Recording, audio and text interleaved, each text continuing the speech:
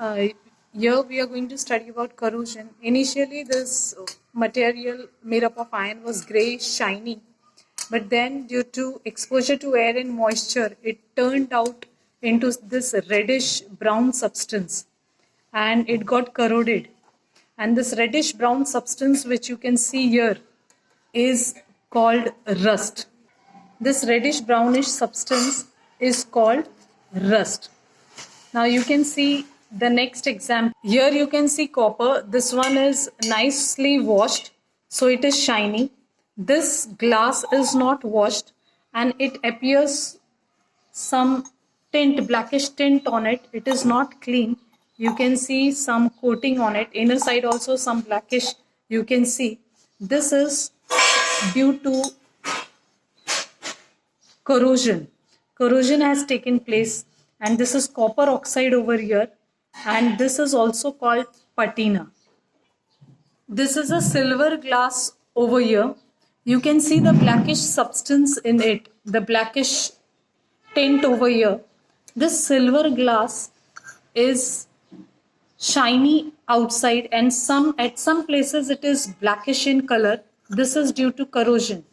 It does not combine with oxygen, but yes, it combines with hydrogen sulfide and it forms silver sulfide, which is blackish in color.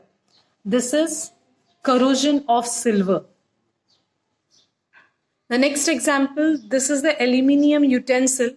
Outside it looks decent, shiny, but inside if you see, because water was being boiled in this utensil several times, so aluminium turned into aluminium oxide.